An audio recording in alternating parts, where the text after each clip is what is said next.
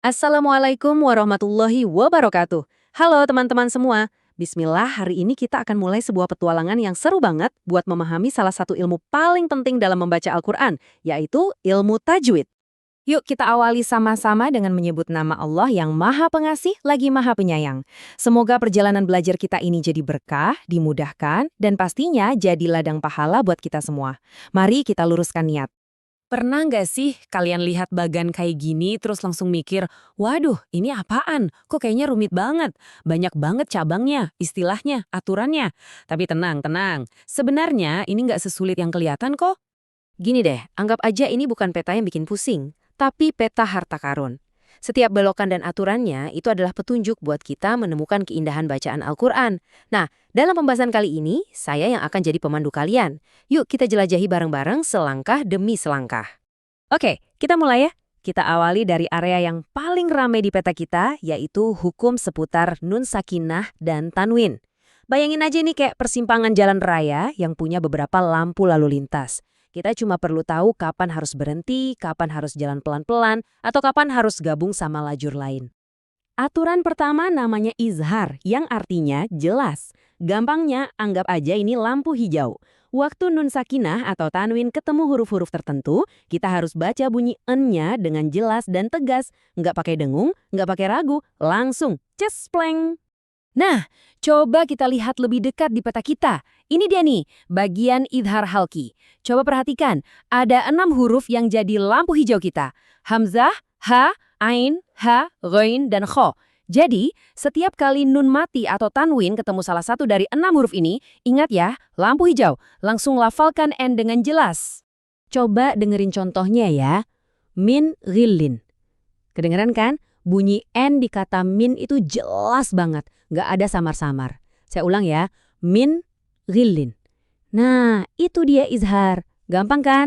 Lanjut, kita punya idgham yang artinya melebur atau memasukkan. Ini tuh kayak pas kita mau masuk ke jalan tol. Kan kita harus nyatuin laju mobil kita sama lalu lintas yang udah ada.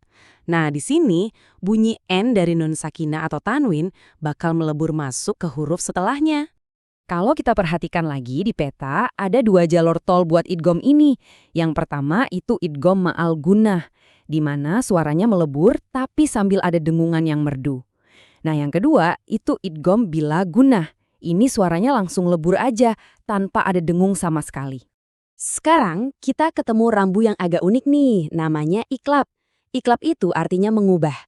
Jadi gampangnya, pas kita lihat rambu ini, kita harus ubah bunyi N dari nun sakinah atau tanwin menjadi bunyi M yang tipis sambil bibir kita dirapatkan ringan.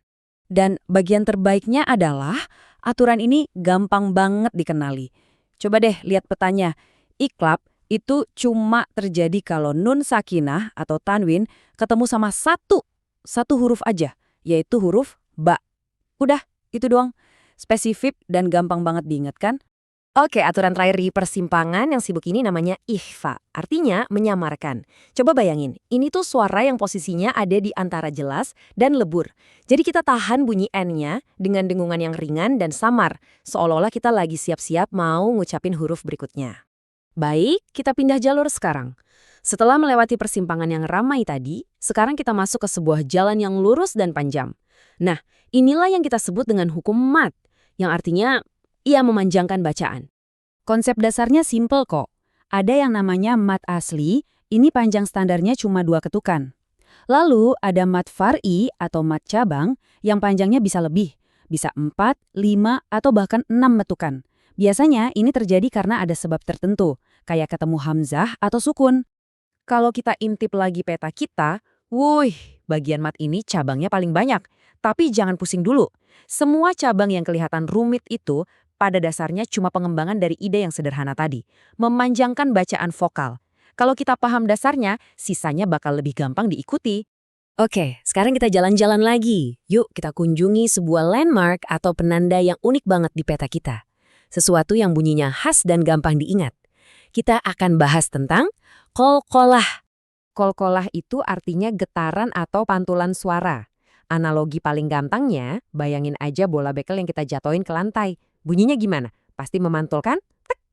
Nah, persis kayak gitu. Huruf-huruf qalqalah, kalau dia dalam keadaan sukun atau mati, suaranya harus kita pantulkan dengan jelas. Dan ini dia nih di peta kita, 5 huruf istimewa itu. Qaf, to, ba, jim, dan dal. Biar gampang hafalinnya, kita bisa singkat jadi baju di toko. Contohnya kayak di kata ahad, huruf dal di akhir kita pantulin jadi ahad de. Jadi tiap ketemu huruf ini pas lagi sukun, jangan lupa pantulin ya. Alhamdulillah, perjalanan kita menelusuri peta tajwid untuk hari ini hampir selesai. Tapi ingat, ini baru awal dari petualangan yang lebih besar dan pastinya lebih indah.